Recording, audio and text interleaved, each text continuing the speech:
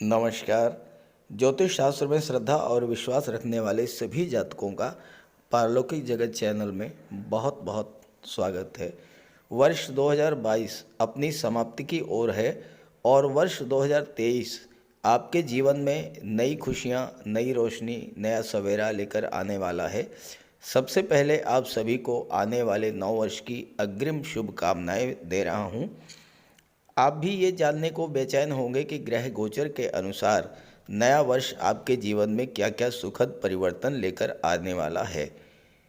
तो ये समय जो है वो बीते समय की घटनाओं, लाभों, हानियों की एनालिसिस करने का है और नए उत्साह के साथ नूतन वर्ष में 2023 में प्रवेश करना है। तो मैं सबसे पहले आपको ये बताऊंगा कि पिछले वर्ष में आपके जीवन में क्या क्या समस्याएं आई थीं और क्यों आई थीं।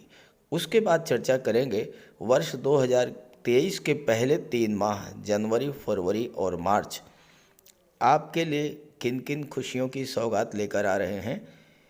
कब कब बनेंगे धन के योग, कब बनेगा विवाह और संतान प्राप्ति का योग, नौकरी का योग कब बनेगा, प्रॉपर्टी और वाहन खरीदने का योग कब बनेगा और कब कब ग्रह गोचर इस तरह का होगा जब आपको नौकरी या रोजगार का योग बने, कब भाग्य आपका साथ दे और कौन सा वो समय होगा जब आपको विशेष सावधानी बरतनी होगी। तो वीडियो शुरू करते हैं। सबसे पहले मैं आपको ये बताऊंगा कि बीता वर्ष 2022 आपके लिए कब कब किन किन समस्याओं को लेकर आया था और आप उसकी वजह क्या थी। फिर चर्चा करेंगे 2023 के प्रारंभिक 3 महीनों जनवरी, फरवरी और मार्च के बारे में। ये विश्लेषण आपकी चंद्र राशि के आधार पर किया जा रहा है और वीडियो के अंत में मैं आपको ग्रहों के उपाय भी बताऊंगा। तो चलिए वीडियो शुरू करते हैं। 2022 में कुछ कालखंड ऐसे थे जिसमें आपको ग्रहों के गोचर के कारण विशेष परेशानी झेलनी पड़ी। देखिए, सबसे पहले बात करते हैं सूर्य के गोचर के बारे में। 16 जुलाई 16 जुलाई से 17 अगस्त इस टाइम पीरियड में सूर्य का गोचर कर्क राशि में था और शनि का गोचर मकर राशि में। शनि और सूर्य दोनों एक दूसरे के आमने सामने। ज्योतिष शास्त्र में शनि और सूर्य को एक दूसरे का शत्रु माना जाता है। शत्रु की दृष्टि पड़ने से सूर्य भी पीड़ित हुए और शनि भी पीड़ित हुए। शनि की दृष्टि पड़ने से जब सूर्य पीड़ित हुए तो चूंकि सूर्य ग्रहों के राजा हैं, जब राजा ही पीड़ित हो तो क्या हुआ होगा। सूर्य पिता के कारक, तो पिता को कष्ट। सूर्य शासन प्रशासन सरकारी नौकरी के कारक, वहाँ भी स्थितियाँ अनुकूल नहीं रही होंगी। साथ ही साथ अगर आप सरकारी नौकरी के लिए प्रयासरत थे, कॉम्पिटिटिव एग्जाम्स दे रहे थे, तो वहाँ भी स्थिति आपके प्रतिकूल रही होंगी। कार्यक्षेत्र में वर्कलोड बढ़ा होगा, अधिकारियों सहयोगियों का सहयोग नहीं मिला होगा और चूँकि शनि कर्म के कारक हैं, कर्म क्षेत्र के कारक हैं, अगर आपके पद प्रतिष्ठा, प्रमोशन, वेतन वृद्धि संबंधित कोई मामला था, उसमें भी रुकावट आई होगी। आपका कोई काम सरकारी अधिकारियों से था, वो काम नहीं बना होगा। शिक्षा प्रतियोगिता के क्षेत्र में बाधाएं आई होंगी और साथ ही साथ आप नेत्र कष्ट, हड्डियों के रोगों से, हार्ट प्रॉब्लम्स, पाचन तंत्र संबंधी रोग, सूर्य जब पीड़ित होते हैं तो हमेशा हार्ट प्रॉब्लम्स को जन्म देते हैं और पाचन तंत्र संबंधी रोगों को जन्म देते हैं।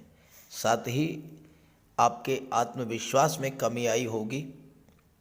लगातार तनाव रहने के कारण आप माइग्रेन के भी शिकार हुए होंगे। जहाँ तक शनि की बात है, अब शनि पहले से ही वक्री चल रहे थे, सूर्य की दृष्टि पड़ने से और भी पीड़ित हो गए। शनि कर्म के कारक हैं, लाभ के कारक हैं, दशम और एकादश भाव के कारक होते हैं शनि। तो शनि के पीड़ित होने का सीधा असर आपके कामकाज पर पड़ा। कार्यों की गति धीमी हुई, कार्यों में रुकावट आई, आपके मन में उत्साह की कमी आई और सबसे बड़ी बात कि आप फाइनेंशियल क्राइसिस की स्थिति से गुजरे होंगे। आर्थिक संकट भी आपने झेला होगा। शनि जन्य रोग, घुटनों के रोग, जोड़ों में दर्द, मांसपेशियों में पीड़ा, वायु विकार, एनीमिया, पीलिया, इन सब बीमारियों से भी आप परेशान हुए होंगे। दूसरी जो सबसे महत्वपूर्ण घटना 2022 की रही वो है शनि का राशि परिवर्तन। 29 अप्रैल को शनिदेव ने राशि परिवर्तन किया और मकर राशि से राशि परिवर्तन करके कुंभ राशि में गोचर किया। कुंभ राशि में ही शनिदेव वक्री हुए और वक्री अवस्था में ही 12 जुलाई को राशि परिवर्तन करके पुनः मकर राशि में आ गए। अब एक ऐसा ग्रह जो कि 2.5 वर्षों में राशि परिवर्तन करता है, अगर वही ग्रह 2.5 महीने में 2 बार राशि परिवर्तन कर ले तो स्वाभाविक है कि हर क्षेत्र में बहुत बड़ी उथल पुथल देखने को मिली होगी। व्यापार व्यवसाय के मामलों में, रियल एस्टेट के मामलों में और साथ ही साथ वो जातक जिनके जीवन में शनि की 7.5 या ढैया गतिमान थी, जैसे धनु राशि, मकर राशि, कुंभ राशि और मीन राशि, वो इससे विशेष प्रभावित हुए होंगे और व्यापार व्यवसाय में मंदी आई होगी। कार्य क्षेत्र में कार्यों की गति धीमी हुई होगी। कार्य क्षेत्र में उतार चढ़ाव देखने को तो मिला ही होगा, धन का संकट भी आपके लिए रहा होगा। तीसरा जो कालखंड जिसमें आपको सर्वाधिक कष्ट मिला होगा वो है 27 जून से लेकर के और 10 अगस्त। मंगल का गोचर था मेष राशि में और मेष राशि में ही राहु का भी गोचर था। मंगल और राहु का अंगारक योग बना। अंगारक योग क्या होता है? अंगारक वो योग होता है जो सब कुछ जला करके राख कर देने वाला योग होता है। इस योग के बनने से अचानक से आपके मन में बहुत अधिक क्रोध आया होगा। चूँकि राहु साथ हैं, राहु भ्रम पैदा करते हैं, राहु अविश्वास पैदा करते हैं, राहु अनजाना सा भय पैदा करते हैं। तो और राहु किसी भी चीज़ को बहुत अधिक बढ़ा देते हैं, एक्सट्रीम को शो करते हैं। तो आपका क्रोध जो है इतना अधिक बढ़ गया होगा कि वो आउट ऑफ कंट्रोल हो गया होगा। क्रोध और उग्रता के कारण कोई ऐसी घटना घट गई होगी जिसके कारण आपका काम तो बिगड़ ही गया होगा, कोर्ट कचहरी की नौबत भी आई होगी। अत्यधिक मानसिक तनाव और आर्थिक संकट की स्थिति से गुजरे होंगे। खर्च बेतहाशा बढ़ गया होगा। अस्पताल के चक्कर लगाते लगाते आप परेशान हो गए होंगे। बने बनाए आपके प्लान बिगड़ गए होंगे। मित्रों से, सहयोगियों से, जीवन साथी से, बिजनेस पार्टनर से, पड़ोसियों से बिला वजह के तनाव की स्थितियां पैदा हुई होंगी, जिसके लिए बाद में आपको पछताना भी पड़ा होगा। और माता पिता के स्वास्थ्य में भी कमी देखने को मिली होगी। हो सकता है कि इस गोचर काल में आपको कर्ज भी लेना पड़ा हो। और इसके अलावा 2022 में दो दो सूर्य ग्रहण घटित हुए। 30 अप्रैल और 25 अक्टूबर को सूर्य ग्रहण हुआ और साथ ही साथ 16 मई को और 8 नवंबर को 2 बार चंद्र ग्रहण हुआ। जब सूर्य पीड़ित, चंद्रमा पीड़ित, तो स्वाभाविक है कि आपको पीड़ा मिली होगी। अगर ऐसा आपके साथ हुआ हो तो ज़रूर कमेंट कीजिएगा, लेकिन ऐसा सबके साथ नहीं हुआ होगा। लेकिन वो जातक जिनकी जीवन में शनि की, मंगल की, राहु की या फिर सूर्य के महादशा या अंतर्दशा गतिमान रही होगी, उनके जीवन में इनमें से कुछ न कुछ घटनाएं अवश्य घटित हुई होंगी। और अगर ऐसा हुआ हो तो ज़रूर कमेंट कीजिएगा। आइए बात करते हैं 2023 के बारे में। तो ये है मीन राशि के जातकों की कुंडली। देखिए, ग्रहों का गोचर चूँकि 3 महीने का है, जनवरी, फरवरी, मार्च का, तो थोड़ा सा समझने में आपको मुश्किल आ सकती है, क्योंकि मैंने हर जगह डेट्स लिख रखा है। जैसे एस लिखा हुआ है, एस का मतलब सन यानी सूर्य, वी का मतलब वीनस यानी शुक्र, एम ई का मतलब मरकरी यानी बुध। तो इससे आपको समझना होगा। और इसके नीचे मैंने डेट्स लिख रखी है, यानी किस डेट को इस भाव में ये ग्रह गोचर करेगा। अब आप सूर्य से शुरू करते हैं। तो सूर्य वर्तमान में आपकी कुंडली में दशम में गोचर कर रहे हैं और दशम में सूर्य दिग्बली होते हैं। 14 जनवरी को सूर्य राशि परिवर्तन करके मकर राशि में आ जाएंगे, एकादश भाव में। यहाँ पर सूर्य अति विशिष्ट कारक होते हैं। और इसके बाद 13 फरवरी को सूर्य विदेश भाव में होंगे और 15 मार्च को सूर्य आपके लग्न भाव में आएंगे, देवगुरु के साथ युति बनाएंगे। बुध की बात करें तो बुध दशम भाव में गोचर कर रहे हैं और 7 फरवरी को राशि परिवर्तन करके एकादश में आएंगे और यहाँ पर बुध अति विशिष्ट कारक होते हैं। इसके बाद 27 फरवरी को विदेश भाव में आएंगे और 16 मार्च को लग्न भाव में गोचर करेंगे। शुक्र की बात करें तो शुक्र 29 दिसंबर तक तो दशम में है। पहली 30 दिसंबर को यानी कि साल की शुरुआत में ही शुक्र आपके लाभ भाव में गोचर करेंगे और इसके बाद 27 फरवरी को विदेश भाव में आ जाएंगे और 22 जनवरी को शुक्र विदेश भाव में आ जाएंगे और 15 फरवरी को लग्न भाव में आएंगे और शुक्र एक बार फिर राशि परिवर्तन करेंगे और 12 मार्च को धन भाव में आ जाएंगे। मंगल केवल एक ही बार राशि परिवर्तन करेंगे, 13 मार्च तक पराक्रम भाव में हैं और इसके बाद चतुर्थ भाव में आ जाएंगे। राहु धन भाव में ही रहेंगे, देवगुरु आपके लग्न में ही गोचर करेंगे और केतु अष्टम में गोचर करेंगे जनवरी, फरवरी और मार्च के महीने में। तो ये तो हैं ग्रह स्थितियाँ। अब आइए इसके आधार पर विश्लेषण करते हैं एक एक बिंदु पर। सबसे पहले बात करते हैं धन योग की। ज्योतिष शास्त्र में धन का प्रबल कारक माना गया है देवगुरु बृहस्पति को और शुक्र को। और अगर शुक्र के साथ में शनि की युति बने या शुक्र और शनि का समसप्तक दृष्टि संबंध बने तो शुक्र के बल में, प्रभाव में और अधिक वृद्धि हो जाती है।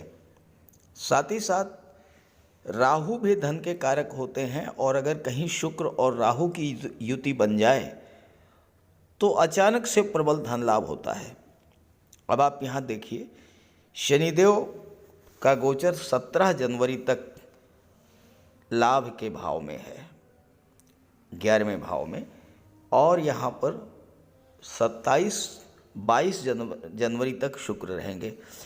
17 जनवरी को शनि आ जाएंगे 12वें भाव में, तो 17 जनवरी तक शुक्र और शनि की युति बनेगी। शनि क्या है? शनि परिश्रम के कारक हैं। शुक्र क्या है? धन के, वैभव के, लग्जरी के, ऐशो आराम के कारक हैं। शनि की शुक्र के साथ युति बनने से आपके अंदर जो आलस्य, आराम करने की प्रवृत्ति, या फिर दूसरे शब्दों में कहा जाए काम को टालने की प्रवृत्ति थी, वो दूर होगी और 17 जनवरी तक प्रबल धन योग बनेगा। लाभ के भाव से केवल धन ही नहीं प्राप्त होगा, हर तरह का लाभ प्राप्त होगा। संतान की प्राप्त हो सकती है, विवाह भी हो सकता है, क्योंकि शुक्र लाभ के भाव में बैठे हैं, शनि के प्रभाव से अत्यंत बलवान हैं, सप्तम भाव के स्वामी हैं, तो आपका विवाह भी करा सकते हैं। इसके बाद 22 जनवरी को शुक्र आ जाएंगे 12वें भाव में और यहाँ एक बार फिर से शुक्र और शनि की युति बनेगी, तो 17 जनवरी तक प्रबल धन योग बना। इसके बाद 22 जनवरी से फिर से शनि और शुक्र की युति बनी, तो फिर से धन योग बन गया। यहाँ पर धन आपको कहाँ से मिलेगा? यहाँ पर धन आपको विदेश से मिलेगा, विदेशी व्यापार से मिलेगा। खास करके अगर आप कला से संबंधित हैं, संगीत, नृत्य, अभिनय, नाटक, काव्य, लेखन, गायन, वादन, इन सब क्षेत्रों से संबंध रखते हैं, तो आपको विदेश से प्रचुर धन का लाभ होगा। कला की चीज़ों का व्यापार व्यवसाय करते हैं, तो वहाँ से भी आपको लाभ प्राप्त होगा। इसके बाद शुक्र जो होते हैं वो 12वें भाव में अति विशिष्ट कारक होते हैं, यानी 12वें भाव के प्रभाव को बढ़ा देते हैं, तो खर्च थोड़ा बढ़ेगा। और खर्च बढ़ेगा तो किन चीज़ों पर? शुक्र के प्रभाव से आप घर की सुख सुविधा को बढ़ाने वाले साधन क्रय करके लाएंगे। शुक्र के प्रभाव से आप ज्वेलरी, ऑर्नामेंट्स खरीद सकते हैं, एसी, फ्रिज, एलईडी, ये सब चीज़ें, मतलब ऐसी चीज़ें जिससे कि आपका घर सुंदर लगे, सुशोभित हो। इसके बाद 15 फरवरी को शुक्र आ जाएंगे आपके लग्न भाव में और 12 मार्च को शुक्र धन के भाव में आ जाएंगे। पराक्रम के भाव के स्वामी होकर के धन के भाव में बैठेंगे और राहु के साथ, तो क्या होगा? अचानक से धन की प्राप्ति होगी। राहु किसी भी चीज़ की इच्छा को बहुत अधिक बढ़ा देते हैं, तो ऐसे में क्या होगा? आपके अंदर धन संचय की प्रवृत्ति बढ़ेगी, आप ज़्यादा से ज़्यादा धन अर्जित करेंगे और ज़्यादा से ज़्यादा धन संचित करेंगे। देखिए सीधी सी बात है, धन का संचय तो तभी होगा जबकि धन आएगा और खर्च कम होंगे, तो आपकी टेंडेंसी इस तरह की बनेगी, मानसिकता आपकी इस तरह से बनेगी कि आप ज़्यादा से ज़्यादा बचत करेंगे इस गोचर काल में। अब आइए बात कर लेते हैं विवाह की। ज्योतिष शास्त्र में विवाह का कारक माना गया है देवगुरु बृहस्पति और शुक्र को, साथ ही साथ सप्तम भाव के स्वामी को भी विवाह का कारक माना गया है। तो यहाँ पर देवगुरु आपके लग्न में ही बैठे हुए हैं, शुक्र जनवरी में लाभ के भाव में होंगे। तो जैसा मैंने बताया कि हर तरह का लाभ, उसमें विवाह भी शामिल है। तो 22 जनवरी तक शुक्र आपका विवाह करा देंगे।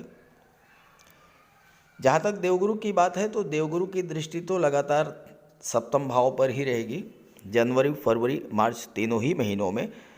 तो कन्याओं के लिए तो विवाह के प्रबल योग बनेंगे ही बनेंगे शुक्र के प्रभाव से 22 जनवरी तक। और इसके बाद 15 फरवरी को शुक्र आपके लग्न भाव में आ जाएंगे, 15 फरवरी में, और शुक्र की दृष्टि पड़ेगी सप्तम पर, तो विवाह के योग बनेंगे। जहाँ तक लग्न सप्तम के स्वामी की बात है, सप्तम के स्वामी हैं बुध, और बुध 16 मार्च को लग्न भाव में आ जाएंगे और विवाह के योग बनेंगे। अब यहाँ एक चीज़ आप समझें, ये जो डेट्स मैंने बताई हैं, ये जो योग बताए हैं मैंने, अगर आपकी कुंडली में शुक्र की, बुध की या गुरु की जिस भी ग्रह की अंतर्दशा, महादशा या प्रत्यंतर दशा गतिमान होगी, उसके अनुसार उन डेट्स में विवाह का प्रबल योग बनेगा।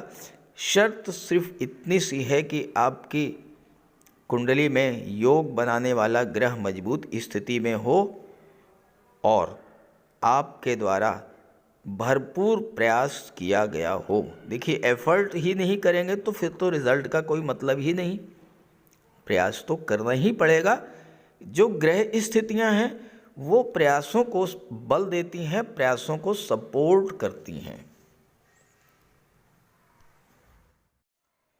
जहाँ तक संतान की बात है तो संतान के प्रबल कारक होते हैं देवगुरु बृहस्पति, और आपकी कुंडली में लग्न भाव में बैठे हुए देवगुरु की पंचम दृष्टि संतान भाव पर पड़ेगी।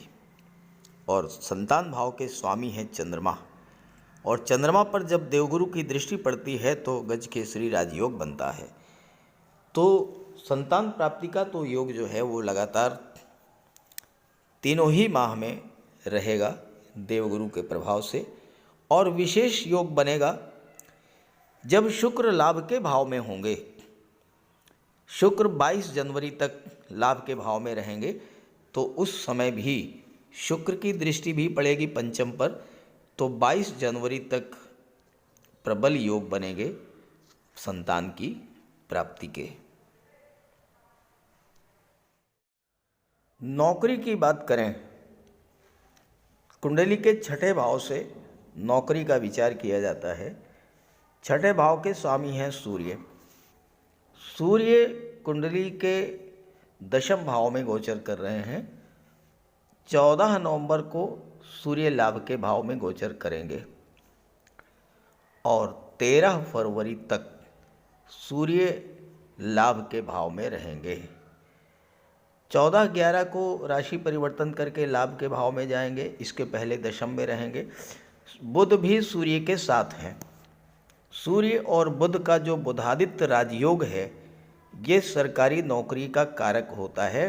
विशेष करके आईएएस, आईपीएस, सिविल सर्विसेज, न्यायिक सेवा, विदेश सेवा या फिर banking services, finance services, education sector या कंप्यूटर कम्युनिकेशन मैनेजमेंट का क्षेत्र, इन सभी क्षेत्रों में जो नौकरियां मिलती हैं वो सूर्य और बुध के कारण मिलती हैं।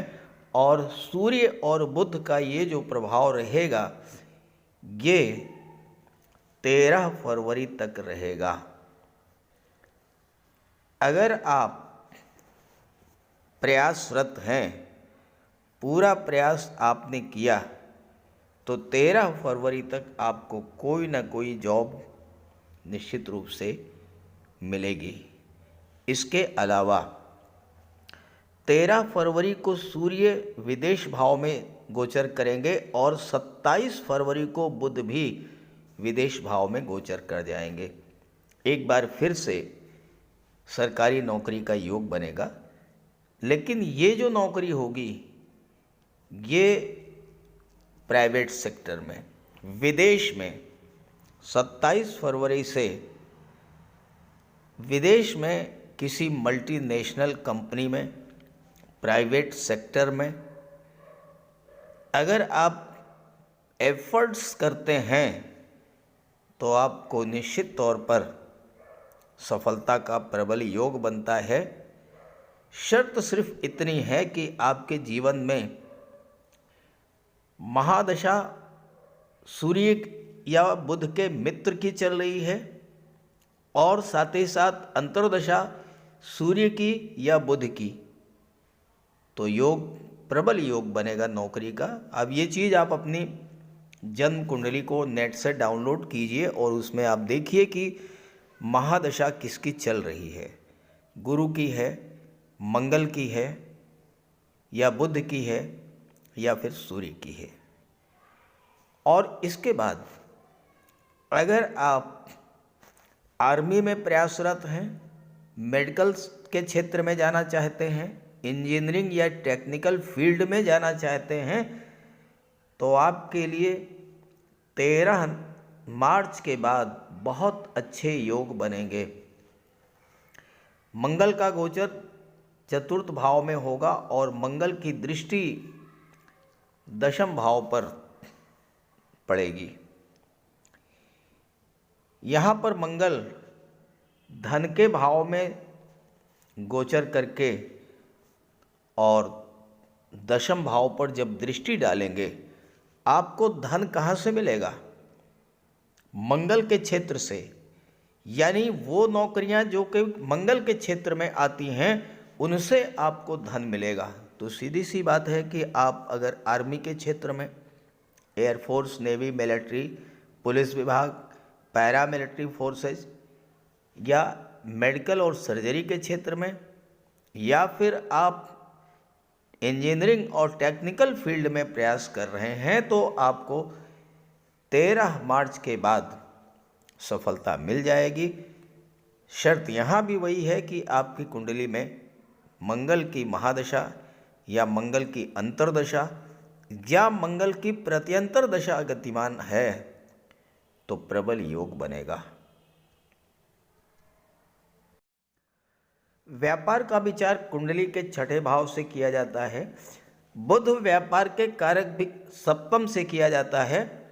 सप्तम भाव से व्यापार का विचार किया जाता है। सप्तम भाव के स्वामी भी बुध हैं और व्यापार के कारक भी बुध हैं। अब बुध 7 फरवरी तक दशम में गोचर करेंगे, तो आपका जो कार्य क्षेत्र होगा क्या होगा? व्यापार। व्यापार बुध से संबंधित जो भी व्यापार आप कर रहे हैं उनमें आपको विशेष सफलता मिलेगी। और चूंकि सप्तम भाव पार्टनरशिप में व्यापार का होता है, तो 7 फरवरी तक अगर आप पार्टनरशिप में व्यापार करते हैं तो भी आपके लिए बहुत अच्छा रहेगा। इसके बाद 27/2 से आपके लिए विदेशी व्यापार का प्रबल योग बनेगा। जो लोग पहले से ही व्यापार कर रहे हैं विदेश से, नए नए ऑर्डर्स मिल सकते हैं। विदेशी व्यापार में विशेष प्रगति देखने को मिलेगी। और अगर आप विदेशी व्यापार की शुरुआत करना चाहते हैं तो उसके लिए भी समय बहुत अच्छा रहेगा, क्योंकि बुध 12वें भाव में गोचर कर रहे हैं, विदेश भाव में।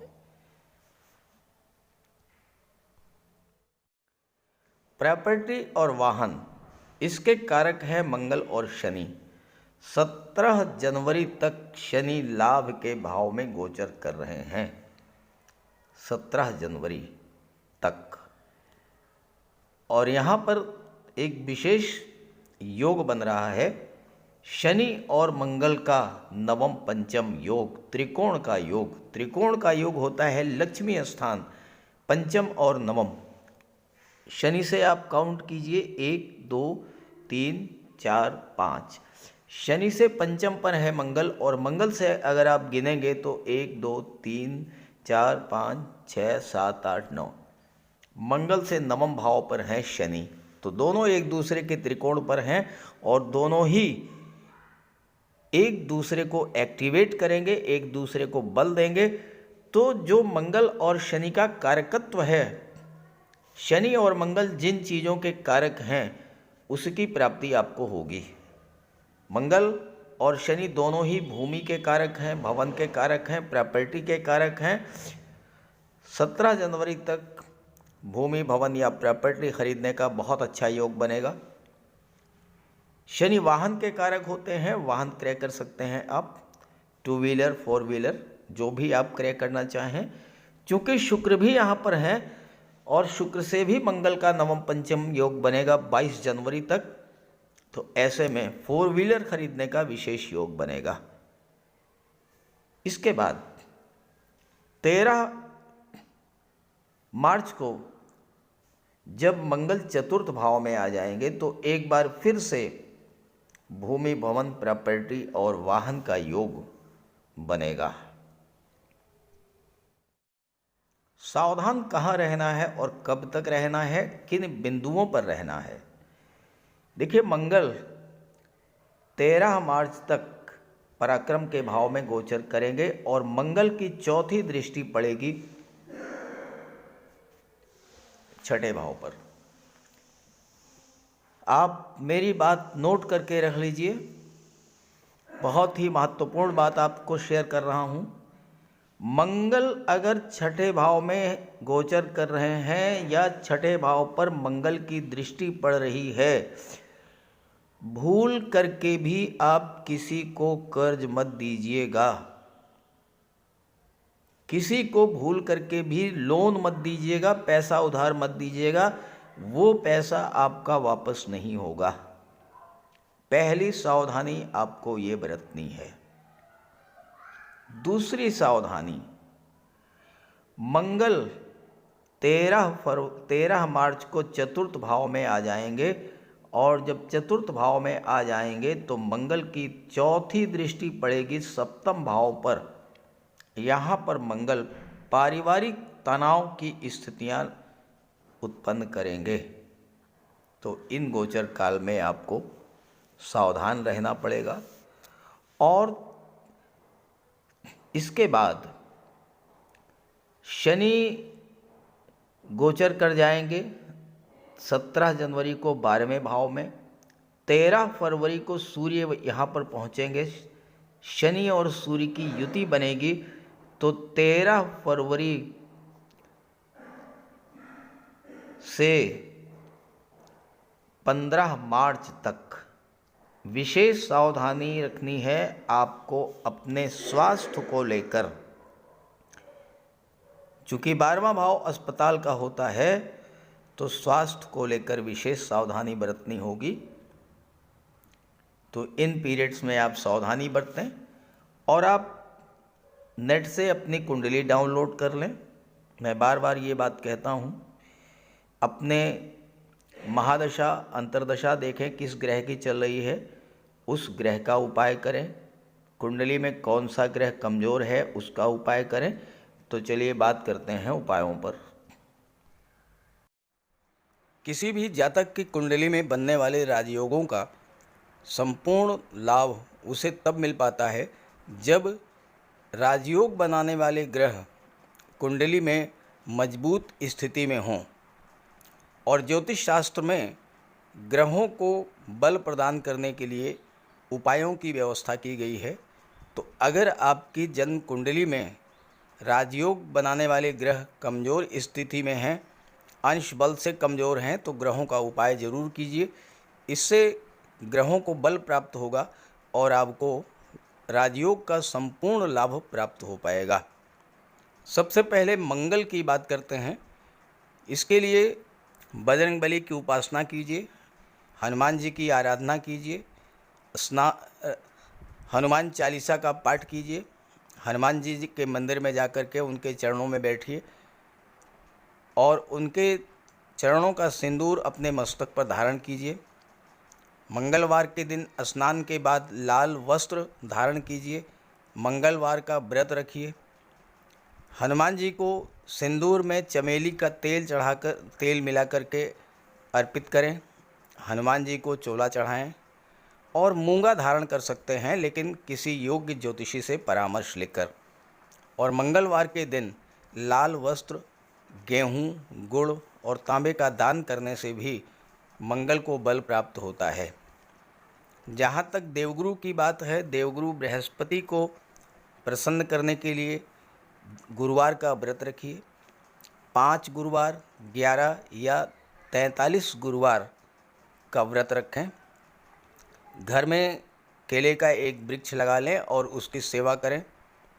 स्नान करते समय पानी में हल्दी या केसर मिलाकर स्नान करें और हल्दी या केसर का तिलक लगाएं।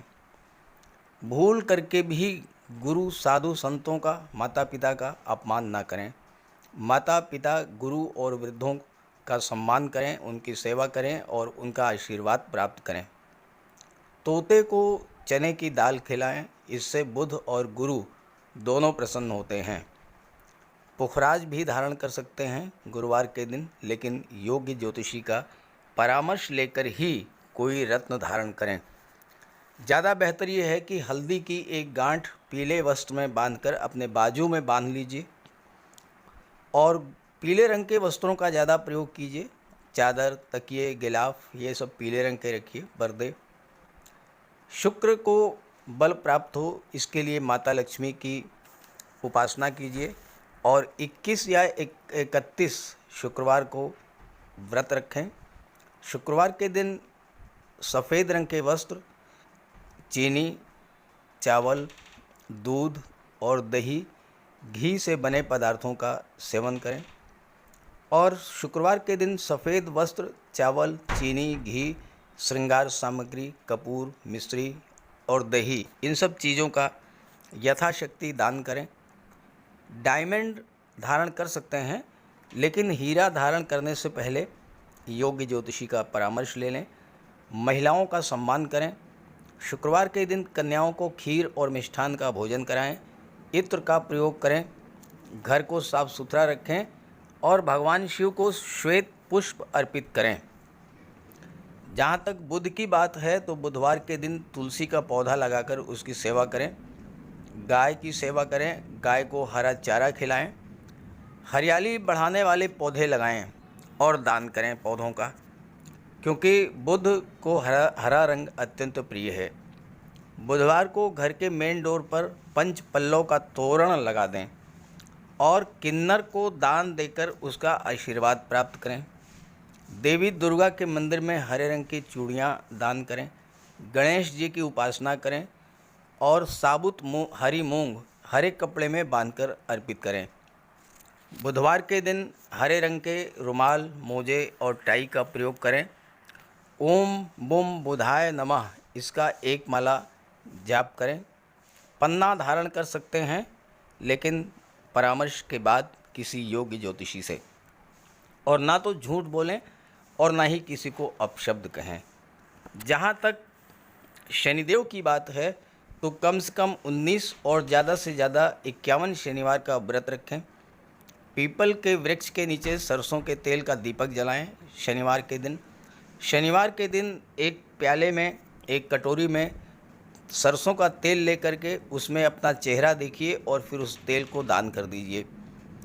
उड़द से बनी पंजीरी, पकौड़ा, चीला, बड़ा, इन सब का सेवन करिए। सरसों के तेल में बने भोज्य पदार्थों का सेवन कीजिए। शनिवार के दिन कंबल, जूता, चप्पल, लोहा, काला तिल, काला उड़द, काले वस्त्र और जटा वाले नारियल दान दें।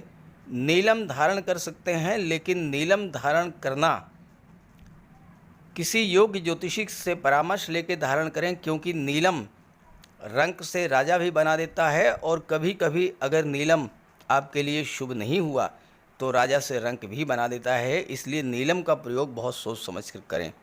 ज़्यादा बेहतर ये है कि आप गरीबों की हेल्प करें। कोई भी गरीब, लाचार, असहाय, दिव्यांग व्यक्ति आपके पास आता है, मदद कीजिए यथासंभव और किसी भी गरीब व्यक्ति को कष्ट ना दें। साथ ही साथ ऐसे कार्य ना करें जो कि शनिदेव को पसंद नहीं है।